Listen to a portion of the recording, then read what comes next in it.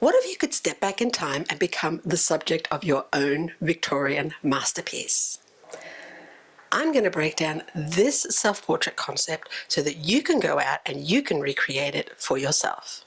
We're going to look at the concept idea I had and why, the equipment that I used, the storytelling that I used to convey this concept, and my editing process. Have you ever looked at old photographs and really fell in love with them, the black and whites and the sepia tones, and thought, wow, if only I could recreate something like that, and all the romanticism around them. I myself, my grandmother, she used to have this really huge wooden box that she would keep under her bed. Now, of course, our grandmother, she would never let us touch those photographs or touch that box. So, of course, we went into it when she wasn't home.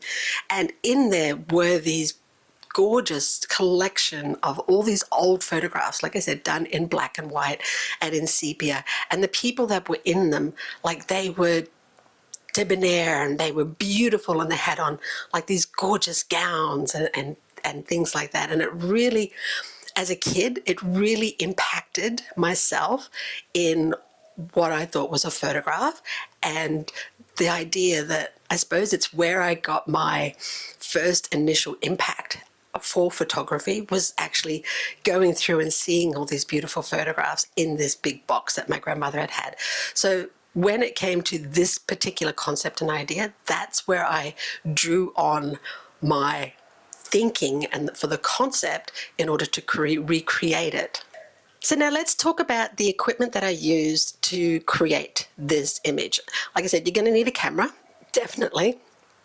When I use my camera, I never shoot my camera have it on JPEG. I always have it in RAW because I like to control the camera and the lighting and the iOS in it. Plus, it gives you more megapixels to play with in your editing part of your photography. You're going to need a tripod, definitely.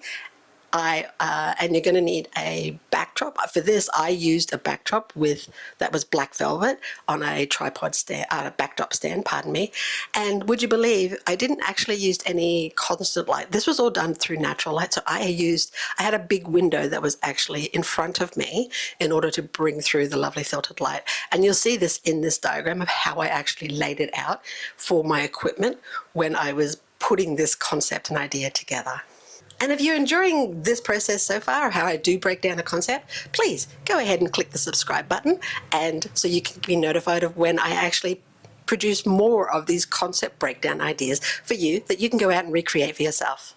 So let's break down the storytelling component part of this photo. Like I said, I was inspired by the Victorian era, but also by the photographs that my grandmother had in her big box under her bed, which is the black and white and the sepia that were taken on, box brownies.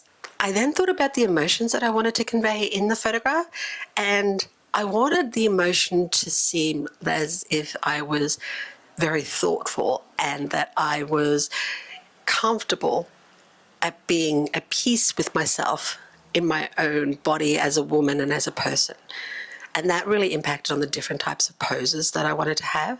I also wanted it to seem very romantic in its sense as well. So I really thought about the different types of poses that I could actually do, because it was only going to be the top half of my body in the photograph. So like I said, I had a lace dress on at the top, which is very Victorian. And then I really thought about, okay, what type of poses do I actually want for this part or this top half of my body? And this is where the hands came into play. And there are many ways that you can actually go out and use your hands to pose.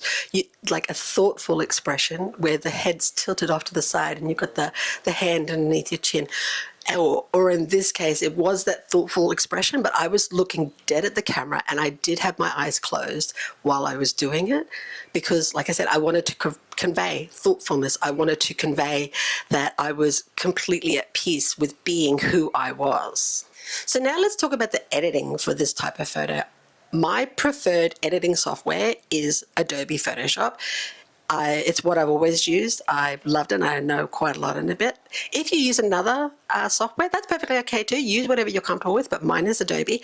When I put this in, I knew that I was going to have a sepia tone overlay, a sepia tone on the photograph. I knew that I was going to have an overlay of flowers. So then I knew that I wouldn't be doing too much editing to my skin in Photoshop. In fact, I did no editing to my skin in Photoshop. I literally took the camera and put it into Photoshop. And then what I did is I had a photo of a spray of flowers that I used as an overlay. So I put that in as a layer over the top of the photograph. And then I just changed the blending mode. And then at the end, all I did was change it into a sepia toned color photograph. And I think the result came out better than what I had originally planned in my idea and my concept for the storytelling and for this photograph. And what I learned was that self-portraits, like they're not an easy thing to do, but they definitely do stretch you as far as your skills and your knowledge. And one, it puts you in the shoes of your client, of what they're actually feeling being in front of a camera. So that's always a good lesson, a good reminder for yourself to have that. And if you really liked this concept breakdown, please go ahead and click the subscribe button, click the notification button so that you know when I'll actually release a new concept breakdown for you here on my channel. And thanks for watching.